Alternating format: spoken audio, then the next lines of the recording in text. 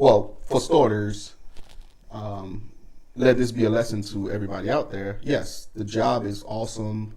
You want to do it to the best of your ability, but there's certain things that you have to prioritize, right? Your family, your kids, like that's priority. Because if they're not where they need to be, you know, like you won't be able to focus on doing your job. Exactly. Right? So if you need to take a knee, go somewhere else to make sure your family is good to go, and that's what you do. Like, and if anybody that sees that as a bad thing is a fucking asshole. You know what I mean? And they shouldn't be your friend or your teammates. 100%. Yep. You know what I mean? Like if you're, you know, like shitting on a dude because he's got family issues and he's choosing to go take care of that, and you're shitting on him and you see him in a different light, then you're the fucking problem, right? Let's just get that out there. Because I've had the same thing. Like I was going through a divorce, and dudes were fucking being dickbags. And like till this day, I'm like, dude, come up. And then later on in life, those assholes started having problems at home. So I'm like, oh, karma's a bitch, ain't it? You know what I mean? Like at the end of the day, like my family is more important than me than this beret, than this tab, than this job. 100%. Because when it ends in fucking 20 years or 12 or 13 years in your case, guess who's gonna be around? Not the army. Your fucking family. Not those dickbags that was fucking shitting on you and giving you crap. They're gonna be somewhere fucking doing dumb shit, right? But your family will still be there. So don't let that be like if that was bothering you, like don't let it, man. Because at the end of the day, it takes a bigger man to step up and do that, as opposed to ignoring your family like some of these other assholes do. And 20 years later, they're fucking retired and all they have is a bottle, and they don't have their wife or their kids around because they chose to, you know, shit on them, you know, when they should have taken a knee to go be with them. You know what I mean? So that's good on you for choosing to do that.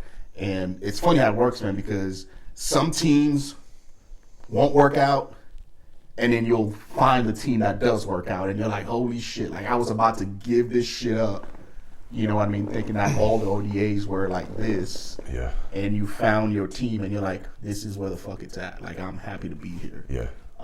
So I'm glad you ended up finding a team that fits you, and it sounded like you had a great time on that team. It all ended up working out in the end. You know, I think that realizing I had a problem on the home front, and addressing that issue, then I could come back 100%, focus on the job. Exactly.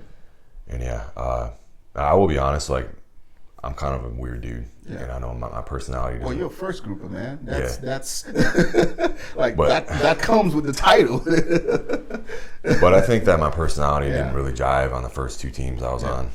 Just didn't work out. But this team, my last team, the best way I can explain it is they're just a bunch of fucking pirates, bro. And that's awesome, man. So that's awesome. So now you finished your state over at first group. And then you came down for SWIC. Now, did you volunteer for that, or did you just kind of get put on there? How was your SWIC tour afterwards? So I volunteered for it. I ended up working with a guy in my company. We're pretty good friends.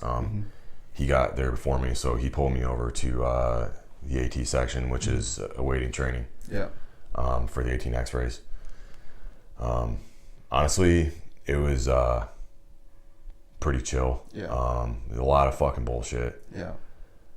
But the job itself was pretty chill. I enjoyed being able to mentor young guys and kind of like share my life experiences with them. Just, you know, how to look at things differently and how you can apply your skills. And that's a good place to mentor these kids. Because they're literally in the Q course, they have access to you as an SF guy, someone that they're wanting to become like, you know, and now they get to pick your brain and you get to pour into them your experience, right? You get to tell them, hey, if you get to group and your first couple of teams don't work out, you know, like do this, do that, right? Like it's actually a pretty good place to work, and if you like mentoring, I'm sure it was rewarding for you.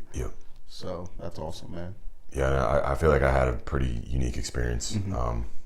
So I could give guys, you know, hey, like you can attack this from a different angle. You can try something, like, you can try doing this, but yeah, it was a good experience. I just didn't like the politics. Yeah, I think that. So me and you both, man. I think everything's starting to get a tad bit more political, but not my problem because I'm retired now. Yeah, so are you. So all we can do now is come on venues like this and share our stories and hopefully motivate somebody out there to fucking be the change that they want to see, right? Yeah. So now leading up to this point, sorry, I didn't mean to cut you off.